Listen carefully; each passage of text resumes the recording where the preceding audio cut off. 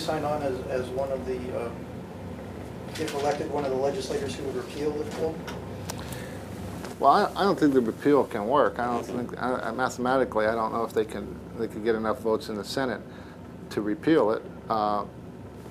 I believe what they can do is defund it. Sorry, defund? Defund it, not fund it.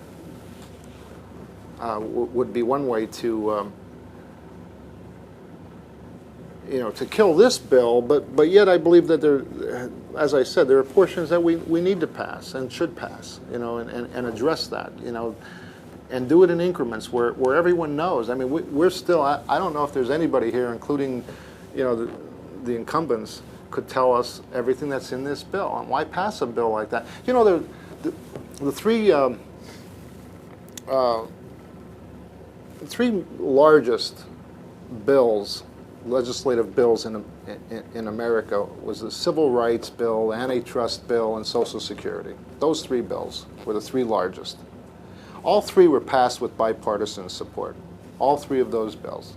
This is the first time in the history of America that a bill of this magnitude was ever passed without bipartisan support, with one party going against not only the other party, but against the will of the people, and passing something of this magnitude.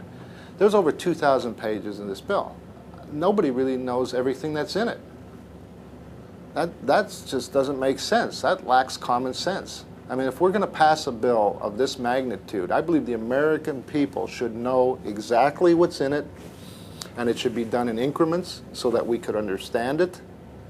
But right now, I believe there's still a lot of uncertainty of actually what they passed. Now, where's the common sense in that? I don't know how they could defend their vote when I'll guarantee you they're not sure of everything that's even in there. You touched on the issue earlier of a lot of anger among the population for a variety of reasons. But I want to talk about in this region what we've seen as far as the corruption and the arrests that we've seen in the last year and a half. What do you think is a contributing factor to that corruption? Does the corruption stop at I-80 and doesn't go south of that? And if people don't have confidence in the people that they're electing or that the money's going to the right place, why participate? I would think that would be a concern of yours as someone who's trying to get votes right now. I think part of it is we've had a one-party system here for some time. I think that's part of it. I can't say that's all of it, but I think any time that you have, if you've got a two-party system, there's more checks and balances, and I think there's less chance of the type of corruption that we saw here happen, only because there's more access to what's going on behind the scenes, and more whistleblowing, and more light could be shining on things that we don't see in the public when there's two parties there, and especially Luzerne County, we've witnessed one party here for a long time. So I'm not saying that's the only reason, but I think that's one thing. I think it's good, even if it was all Republicans, I would say the same thing. You need to have people who can shine the light and keep everyone in tow.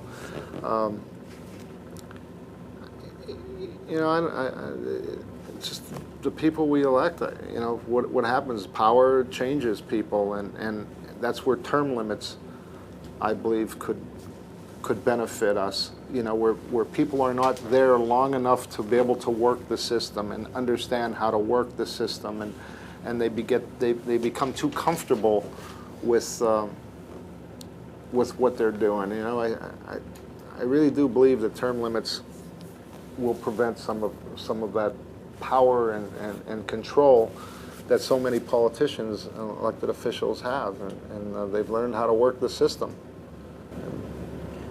In your years as mayor, has anyone ever approached you or anyone in your administration with a offer that you thought was unethical? No, I remember when I first ran for council. It was my first test, actually.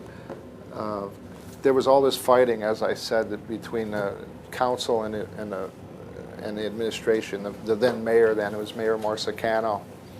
And council was pretty well divided, actually. It was divided 2 and 2, and I was very naive, ran on my own. I remember the politicians, the power brokers came to see me, and they said, you can't run as a Republican. You got to turn Democrat if you want to run and you want to win here. I wasn't going to, just for that reason there, I wasn't going to change, you know, because I was going to be my own person. And I remember filming a commercial on the steps of City Hall, and the mayor coming down after the commercial and said, come on up, I want to see you. And it was the first time I went in the mayor's office there, and he wanted to give me $500. And if you knew Mayor Mike Marsicana, but he was very strong-willed and intimidating to a point.